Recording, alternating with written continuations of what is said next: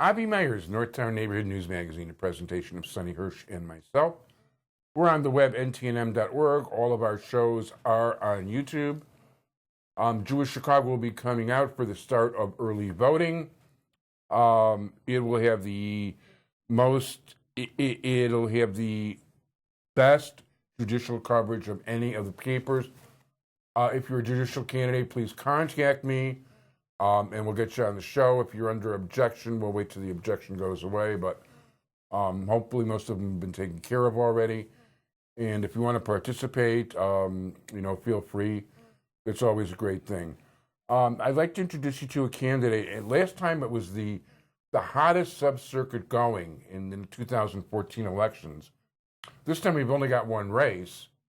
And it is a pleasure to introduce you to one of the, I believe, 3 candidates, or maybe 4 without the disqualification, which is coming. I think 3. 3. Right, and that is Tom Kougias. How are you? Very nice to meet you. Thank you for having me. Real good. And why don't you tell us something about your background? I grew up in Chicago, around Bryn Mawr and St. Louis. I went to Peterson Grammar School, and I went to Von Steuben High School, Loyola University undergrad, and then IIT Chicago Kent Law School. And I graduated law school in 1988, and I had been clerking for a gentleman named Ed Krantz. He did a lot of matrimonial law, and then I started Francis Aloysius Nolan. He was a criminal defense attorney. And I worked until 1991 when I joined the Cook County State's Attorney's Office and started in traffic court and juvenile, narcotics, worked my way up to first chair, felony trial division, and I left in 2012, March of 2012. I left the State's Attorney's Office, and now criminal defense. I'm handling an estate for a close family friend that had passed away, but pretty much my practice is criminal defense work. Very good. And you've got family roots in the neighborhood, too. I do. I live in Lincolnwood now, but I lived majority of my life at Bryn Mawr in St. Louis. My family owned the fruit market at Lincoln and Peterson, Northeastern Fruit Market. There was a family business that they opened in 1975, and they had till a couple of years ago when they closed it down. And it was a mop operation. My mom and dad, my brother John. I worked there when I was done with work. I'd come there or weekends. I'd have somebody not showing up, did a lot of deliveries. And I knew the area, knew a lot of the people. It was predominantly a Jewish area right there. And a lot of Jewish customers. And we were involved with the Jewish, what I call the Jewish monopoly money, which is for the schools they have. Beis Yaakov and Erie Crown were 2 schools where they had these programs where, in order to help defray some of the costs for the education of the students, they would get this play money, and then they had a group of I used to merchants. print it for them, by the way. You did what? I used to print it for them. Oh, okay. So obviously you know what I'm talking about. Yeah. And I remember at the end of the day, we'd be sorting out. We were doing the readings on the registers. We'd have, you had some of the food stamps. You had the regular U.S. currency. Then you had to separate the 2 types of Jewish money as well. But yeah, I grew up. I knew a lot of the people. I was almost in the public eye ever since I was a kid. From 6th grade, we used to finish school, jump on a bus, come down, and work at the store. We didn't have spring breaks. We didn't have Casimir Pulaski Day off. We had to work all the holidays with the family. Yeah, and I'll also say, from having bought that, it wasn't where I lived, so it wasn't my primary store, but I did buy there.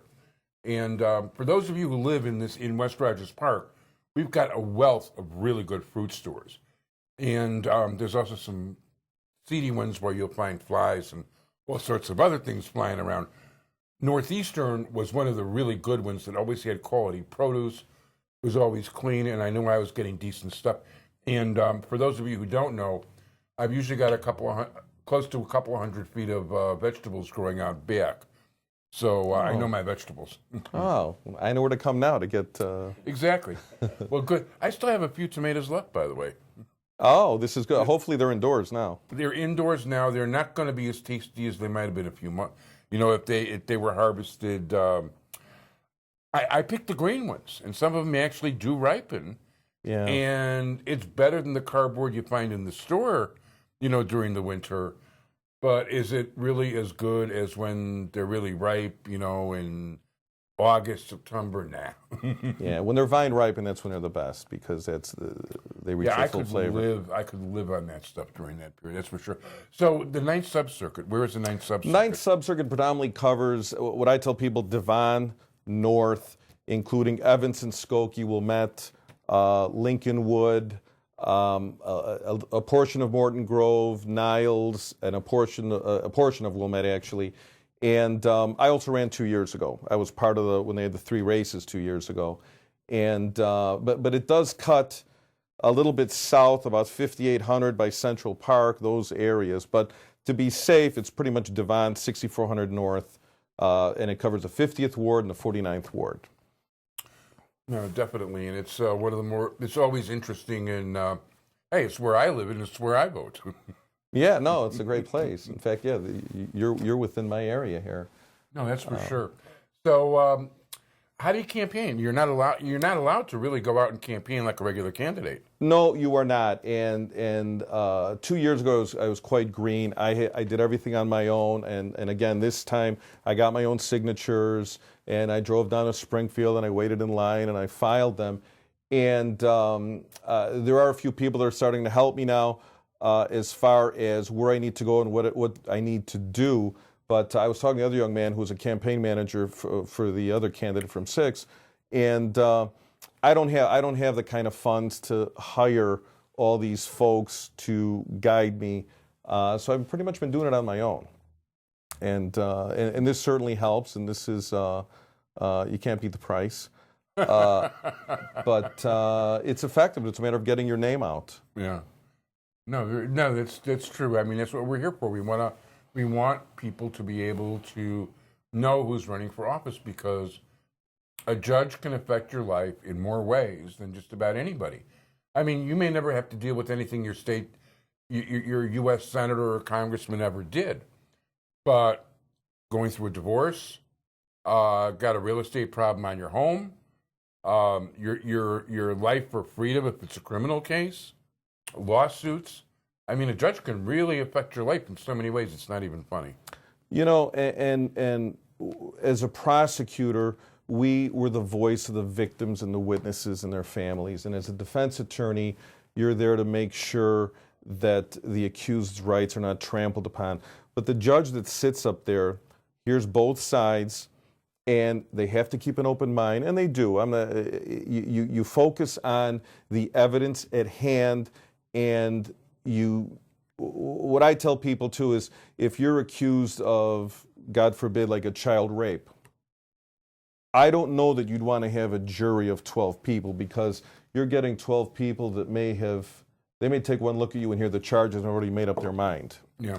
Where you may be better off having a bench trial where the judge hears the evidence, because the judge will follow the law. And if there's a violation, if there's some evidence that was obtained inappropriately or it is suppressed, the judge is not going to focus on it where a jury would. So, but even when there's a jury trial, the judge is a referee. And he's up there and he guides as far as he will give the law to the jury, and they have taken an oath to follow that law. And a very important role, and you have to have the experience and the know-how and the intelligence, and we do have. We have a great crew of judges that are on the benches, and it is something that is very important, but until you're in front or you're in a courtroom, you don't realize that. And a lot of people think it's like TV, where you see these, what I describe as silly shows, where they have these silly cases where you're suing the restaurant owner because there weren't enough olives in your salad as opposed to somebody else's. Really, and that's not what it's all about. We're really out of time here. Got a website? I do. Kougias for Judge, Kougias FORJUDGE. On Facebook? I am not on Facebook. Get there. But anyway, Tom Kougias, candidate for Judge, 9th Sub-Circuit. Thank you so much. Pleasure. Thank you, Zagazun. Thank you. Oh, very nice. Nice touch.